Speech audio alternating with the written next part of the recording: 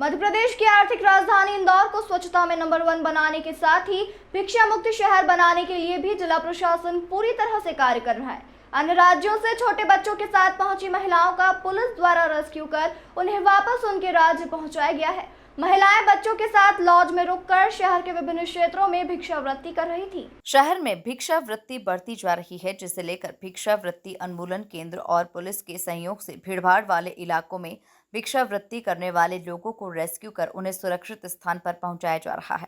इसी क्रम में छप्पन दुकान और आसपास के क्षेत्र में कुछ बच्चे और महिलाओं के भीख मांगने की सूचना मिली थी, जिसके आधार पर भिक्षावृत्ति उन्मूलन केंद्र के अधिकारियों को इसकी जानकारी दी गई। सूचना के बाद मौके पर पुलिस भी पहुंची और वहां से 10 से अधिक महिलाएं और बच्चों को रेस्क्यू कर उनसे पूछताछ की गई। ये मालूम पड़ा कि सरवटे बस स्टैंड के आसपास लॉज में रुकी थी। बताया जा रहा है कि सभी महिलाएं राजस्थान की रहने वाली हैं और उनके पति दिल्ली में मजदूरी का काम करते हैं।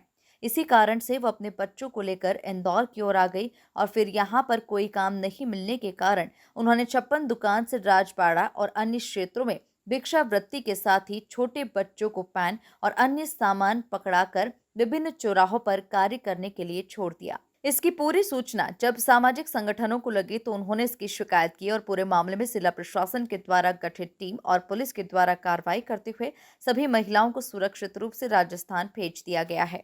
बेसिकली छप्पन दुकान के आसपास कुछ महिला और बच्चे भीख मांग रहे थे, तो उनसे जब पूछताछ की गई तो पता लगा कि सरवटे बस स्टैंड के आसपास के कुछ लॉज वगैरह में रुके हुए हैं, उनके बहुत सारे साथीदार भी हैं।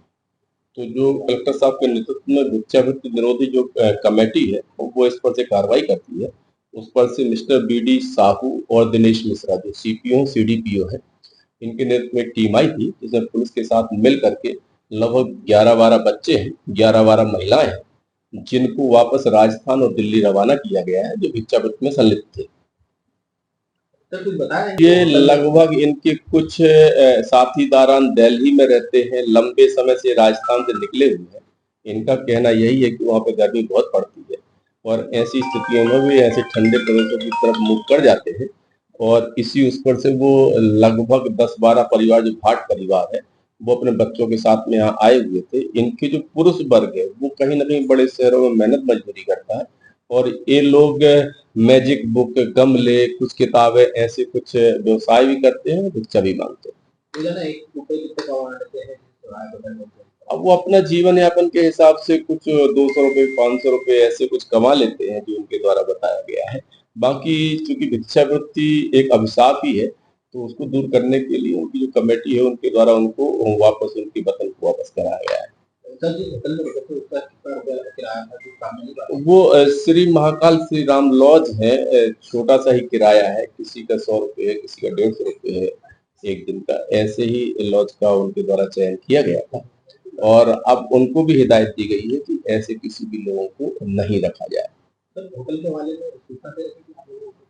वो पता रसीद में है, वो जो उनके द्वारा पंचनामा बनाया गया है जो टीम थी, और बाकी हमसे जैसे ही कार्रवाई शेयर करेंगे तो उस चीज की तस्दीक की जाएगी।